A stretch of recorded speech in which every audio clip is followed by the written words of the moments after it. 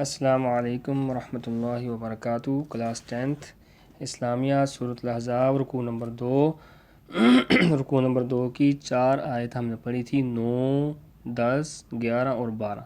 اب آیت نمبر 13 دیکھیں۔ وَإِذْ قَالَتْ طَائِفَةٌ مِّنْهُمْ يَا أَهْلَ يَثْرِبَ لَا مُقَامَ لَكُمْ فَارْجِعُوا وَيَسْتَأْذِنُ فَرِيقٌ مِّنْهُمُ النَّبِيَّ يَقُولُونَ إِنَّ بُيُوتَنَا عَوْرَةٌ وَمَا هِيَ بِعَوْرَةٍ إِن يُرِيدُونَ إِلَّا فِرَارًا۔ آگے دیکھیں، وَلَوْ دُخِلَتْ عَلَيْهِم مِّنْ أَقْطَارِهَا ثُمَّ سُئِلُوا الْفِتْنَةَ لَآتَوْهَا وَمَا تَلَبَّثُوا بِهَا إِلَّا يَسِيرًا۔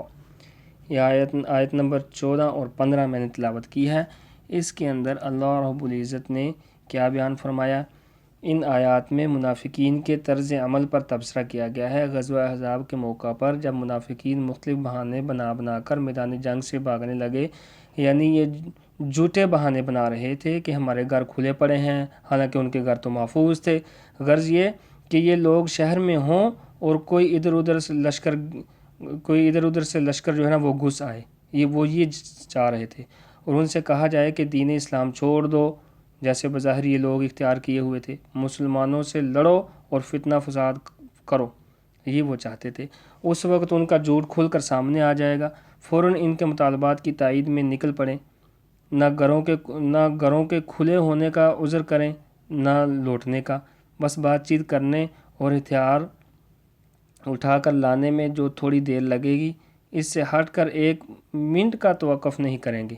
اسلام کے ظاہری دعوے سے دستبردار ہو کر فوراً فتنہ فساد کی آگ میں کود پڑیں گے، حالانکہ انہوں نے اللہ اور اس کے رسول صلی اللہ علیہ وسلم سے وعدہ کیا تھا کہ آئندہ ہم جنگ میں دشمن سے پیٹھ نہیں پھیریں گے، مگر انہوں نے اپنے وعدے کا پاس نہیں رکھا۔ آیت نمبر 15 میں یہی کہا گیا ہے کہ جو قول و قرار تم کرتے ہو ان کے متعلق اللہ رب العزت پوچھیں گے، اور قرآن میں دوسری جگہ بھی آیا ہے، اوفوا العہد ان العہد کان مسئولا، کہ اپنے وعدوں کو پورا کرو، قیامت والے دن وعدوں کے بارے میں پوچھا جائے گا۔ اب ترجمہ دیکھیں۔ وَإِذْ، اور جب، قالت کہا، طائفتٌ ایک گروہ نے، منہم ان میں سے، یا اہل یثرب یا مدینے والو، اہل مدینہ، لا مقام لکم یہاں تمہارے ٹھہرنے کا کوئی مقام نہیں ہے، فرجعوا پس لوٹ جاؤ، وَيَسْتَأْذِنُ فَرِيقٌ اور ایک گروہ ان میں سے اجازت طلب کر رہا تھا نبی صلی اللہ علیہ وسلم سے، یقولون کہتے تھے، ان بیوتنا عورہ، ان بے شک، بیوتنا بیت کی جمع، بیت کہتے ہیں گھر کو، ان بیوتنا بے شک ہمارے گھر، عورہ کھلے ہوئے ہیں، حالانکہ وما ہی بعورہ وہ کھلے ہوئے نہیں تھے، ان یریدون الا فرارا، این کا معنی کریں گے نہیں، یریدون نہیں ارادہ کرتے تھے وہ، الا فرارا مگر بھاگنے کا، ولو دخلت علیہم اور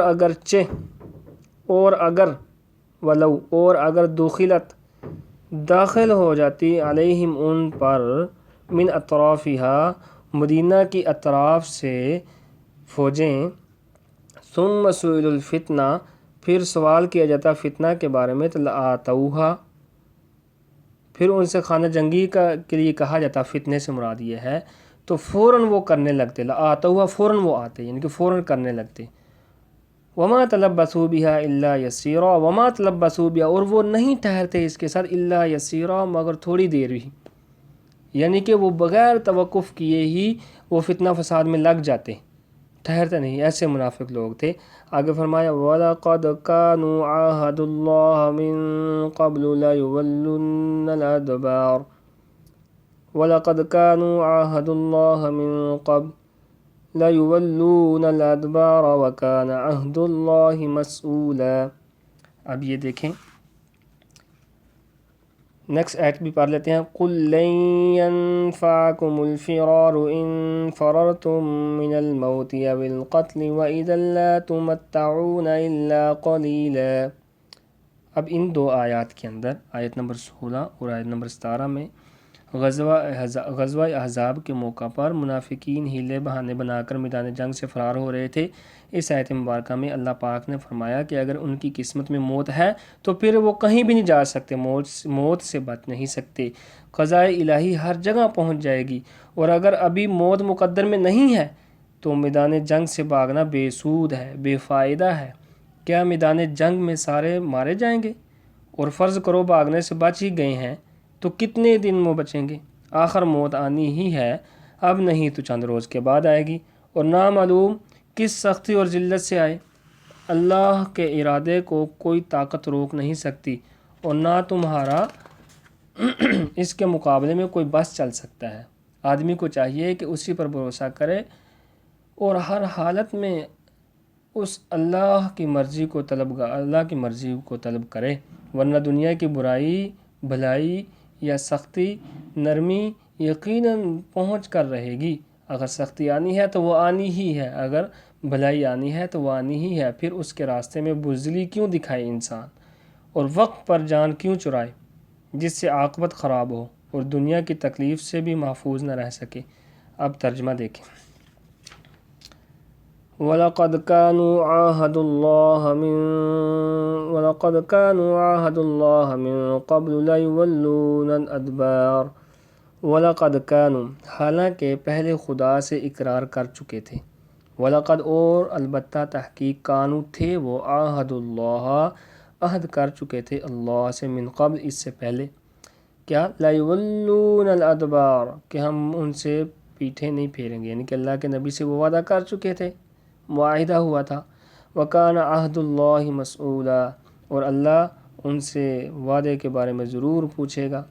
آگے فرمایا قُل لَن يَنفَعَكُمُ الْفِرَارُ، اے نبی صلی اللہ علیہ وسلم قل کہہ دیجئے، لَن يَنفَعَكُمُ الْفِرَارُ ہرگز نہیں نفع دے گا تم کو فرار، بھاگنا، ان فررتم من الموت اگر تم بھاگ نکلے موت سے، او القتل یا میدان جنگ سے، وَإِذًا لَّا تُمَتَّعُونَ تو اس وقت تم بہت ہی کم فائدہ اٹھاؤ گے، وَإِذًا اور اس وقت لَّا تُمَتَّعُونَ نہیں فائدہ اٹھاؤ گے تم، تمتع متاع سے ہے، متاع فائدہ اٹھانا، اور اس وقت تم فائدہ نہیں اٹھاؤ گے، الا قلیلا مگر بہت ہی کم فائدہ اٹھاؤ گے۔